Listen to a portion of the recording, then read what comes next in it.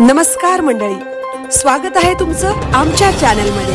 आवाज महामुंबईचा, शोध बातमीचा, कौल मनाचा। चला तर मग आमचे चॅनल लाईक करा, शेअर करा आणि सबस्क्राइब करा। धन्यवाद। दिवाणमाळ येथे 4 सूत्री पद्धतीने भात लागवडीचा प्रयोग, 10 गुंठे शेतात आधुनिक शेतीचा उपक्रम। रायगड जिल्हा परिषद व कृषी पशुसंवर्धन विभागाच्या माध्यमातून पेन तालुक्यातील शेतकऱ्यांना आधुनिक व प्रगत शेतीकडे वळवण्यासाठी विविध उपक्रम राबवले जात आहेत।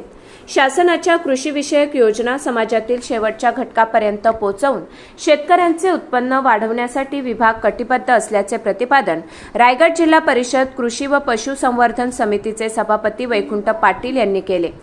पेन तालुक्यातील निसर्गरम्य दिवाणमाळ येथे शेतकरी संतोष दाजी मांढरे यांच्या 10 गुंठे शेतात रायगड जिल्हा परिषद व कृषी व पशुसंवर्धन विभागाच्या वतीने 4 सूत्री पद्धतीने भात लागवडीचा प्रयोग करण्यात आला। पारंपरिक शेतीबरोबरच आधुनिक तंत्रज्ञान व शास्त्रीय पद्धतीचा वापर केल्यास शेती अधिक फायदेशीर होऊ शकते, हा संदेश या उपक्रमातून देण्यात आला। या उपक्रमांतर्गत शेतामध्ये प्रत्यक्ष भात रोपांची लागवड करण्यात आली। यावेळी रायगड जिल्हा परिषद अध्यक्ष मंगेश वाकडीकर, कृषी व पशुसंवर्धन समितीचे सभापती वैकुंठ पाटील, जिल्हा परिषद सदस्य जनार्दन भस्मा, पंचायत समिती सदस्य कमल पवार, रायगड कृषी विभागाचे अधिकारी पवनकुमार नजन, पेन तालुका कृषी अधिकारी सागर वाडकर यांच्यासह अधिकारी व पदाधिकारी यांनी स्वतः शेतात उतरून 4 सूत्री पद्धतीने भात रोपांची लागवड केली। या प्रसंगी रायगड जिल्हा परिषदेच्या मुख्य कार्यकारी अधिकारी नेहा भोसले, पंचायत समिती सभापती स्मिता पाटील, गट विकास अधिकारी गजानन लेंडी, ग्रामसेविका नीलम म्हात्रे आणि संदीप तोंडिलकर यांनीही उपस्थित राहून भात लागवडीचा अनुभव घेतला। यावेळी बोलताना सभापती वैकुंठ पाटील यांनी सांगितले की शेतकऱ्यांना केवळ पारंपरिक पद्धतीवर अवलंबून न ठेवता आधुनिक कृषी तंत्रज्ञानाची माहिती देणे आणि त्याचा प्रत्यक्ष वापर करून दाखवणे गरजेचे आहे। त्यासाठी कृषी व पशुसंवर्धन विभागामार्फत विविध प्रयोग व मार्गदर्शन उपक्रम राबवले जात आहेत। शेतकऱ्यांनीही शासनाच्या योजनांचा लाभ घेऊन आधुनिक पद्धतीचा स्वीकार करावा असे आवाहन त्यांनी केले। 4 सूत्री पद्धतीने करण्यात आलेला हा भात लागवडीचा प्रयोग शेतकऱ्यांसाठी मार्गदर्शक ठरणार असून कमी क्षेत्रात नियोजनबद्ध व आधुनिक पद्धतीने शेती करून उत्पादन वाढवण्याच्या दृष्टीने या उपक्रमाला विशेष महत्त्व असल्याचे यावेळी रायगड जिल्हा परिषद अध्यक्ष मंगेश वाकडीकर यांनी मार्गदर्शन करताना सांगितले।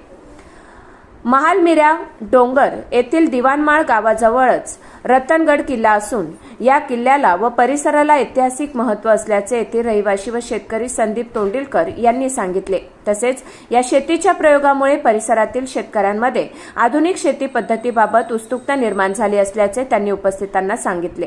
आवाज महामुंबईचा चॅनेलसाठी विनायक पाटील, पेन।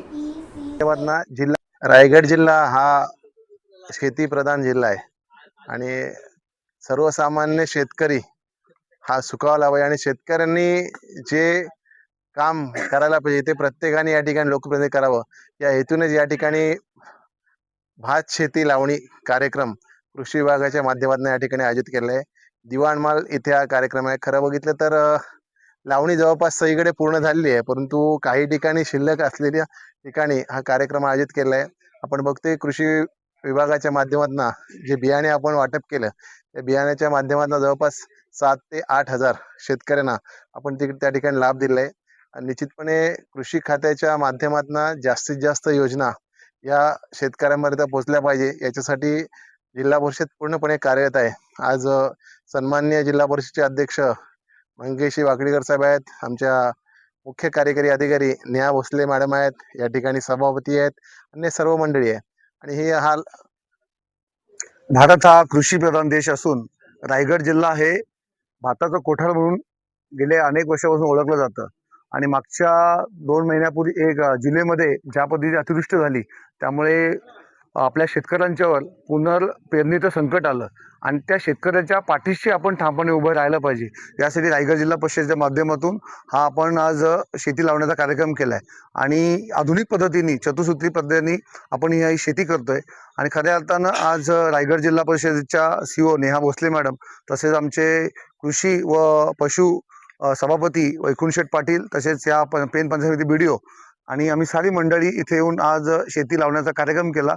याच्या मागे एकच उद्देश आहे की आम्ही शेतकऱ्याच्या पाठीशी ठामपणे उभे आहोत.